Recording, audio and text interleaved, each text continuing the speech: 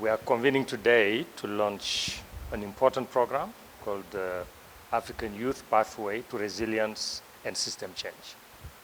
The objective of the session is basically to listen to youth and understand their aspiration and their ambition as we try to deal with the issue of youth unemployment, which is a problem not only in Kenya, but across Africa and in the world. So at the heart of our approach is listening, because we realize that we have a very diverse population. Even though they are all young, but they come from different segments of life. They may have different skill, different type of ability or disability, and each of them may have their own perspective of what a dignified and fulfilling work is.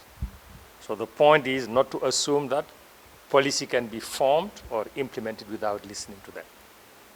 The wisdom is nothing for youth without youth, which means you listen first, understand their perspective, and create a platform that is safe for everybody to express their view and be part of a co-creation of the kind of environment, opportunities that needs to be created for them to acquire or build their own pathway to a dignified and fulfilling work.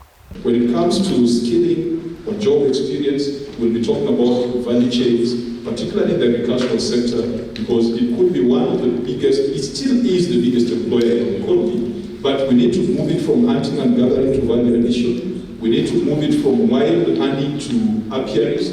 We need to move it from the cows that walk around, and as a result, by the way the meat you will eat here, chances are it is not a Kenyan cow.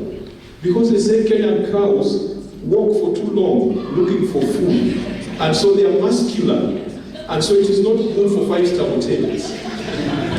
And you might find, despite having so many cows, aside cows, but someone who's a connoisseur of good meat will tell you that Kenyan meat is terrible. We've been referring from data and statistics from agencies and institutions like KNBS, the Kenya National Bureau of Statistics, GIPRA, and other organizations that come up with data around the youth space.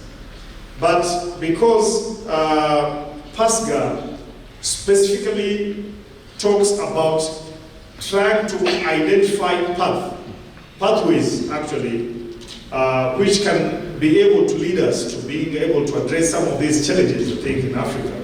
And as Prof has said, the moment we address the problems around the youth here in Africa, we shall have solved at least or nearly all the problems of Africa. Ni mkutano mzuri kulingana na vile tumefunzwa na tukasoma, na nimefurahia manake hapa tumeongelelea kuhusu dignified and fulfilling work, ambayo imeongelelea mambo mengi kuhusu kuajiriwa.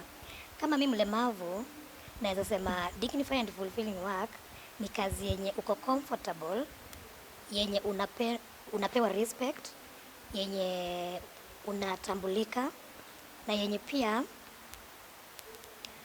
umekubalika kuifanya. Lakini kwa Kenya sasa siku hizi mahali kwingi hatutambuliki kama sisi walemavu, kama tunaweza fanya kazi vizuri na ionekane kama tumefanya. I was here to bring in the perspectives of young workers here in Nairobi who are into tech industry, and we were discussing the dignified and fulfilling work. And to me, I learned a lot of things in today's conference.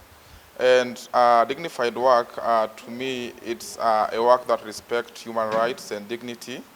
And because I represent those who are doing content moderation and labeling data for different AI models, dignified work means to me a work that pays workers well, a work that respects workers' rights and voices, and also a workspace that gives workers' rights to belong to trade unions and freely associate in the different organizations. Mara mingi tunaona kama siku hizi mayouth wengi wanaattend hizi economic empowerment forums, na unapata kwa zile forums mambo yanaendelea kule hayaambatani mara nyingi na zile kazi wamesomea. Kwa hivyo kama mimi ningependekeza sana kama ni government na other stakeholders waweze kufanya research kama leo, siku hii ya leo venye tuna launch mambo ya research yenye inaandamana na ufanyikazi, bila kujua ni idadi gani wako na what technology, ni wangani wanaelewa mambo ya innovation. Hatuwezi wapatia ile kazi iko na maana kwao.